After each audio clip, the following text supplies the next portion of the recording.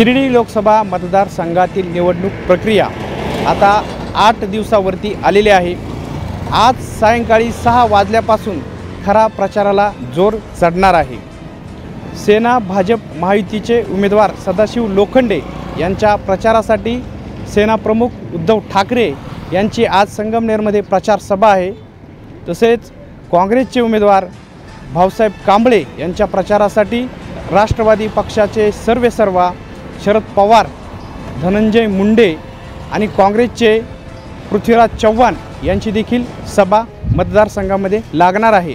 त्याचबरोबर वंचित आघाडीचे उभे असणारे उमेदवार संजय सुखदान यांच्या प्रचारासाठी बाळासाहेब आंबेडकर, त्याचबरोबर इम्तियाज जलील व गोपीचंद पडोळकर धनगरांचे नेते यांची देखील सभा लागण्याची शक्यता आहे।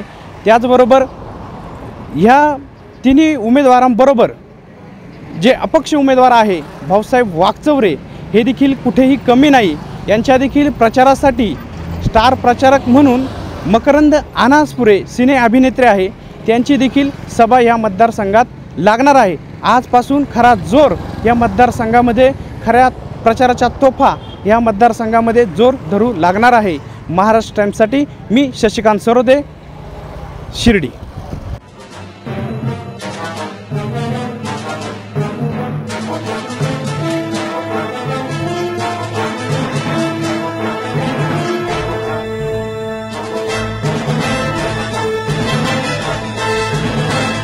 संपूर्ण राज्याचं लक्ष असलेला मतदारसंघ म्हणजे नगर दक्षिण। नगर दक्षिण मतदारसंघाची मतदान प्रक्रिया उद्या सकाळपासून सुरू होणार आहे। या नगर दक्षिणमधला मतदार राजा उद्या आपला मतदानाचा हक्क बजावणार आहे। 23 तारखेनंतर खरी लढत सुरू होते, ती म्हणजे शिर्डी लोकसभा मतदारसंघामध्ये। या मतदारसंघामध्ये 23 तारखेनंतर विरोधी पक्षनेते राधाकृष्ण विखे पाटील आणि आंबेडकरी नेते विजयराव वागचौरे हे दोन्ही दिग्गज नेते या मतदारसंघामध्ये आता सक्रिय होणार आहे। हे दोन्ही दिग्गज नेते या मतदारसंघामध्ये सक्रिय झाल्यानंतर खरा प्रचाराचा जोर आता आपल्याला पाहायला मिळणार आहे।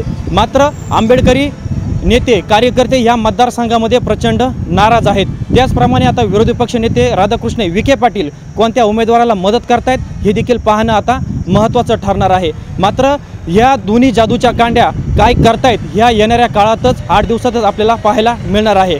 गणेश आवारी, महाराष्ट्र टाइम्स 1, शिर्डी।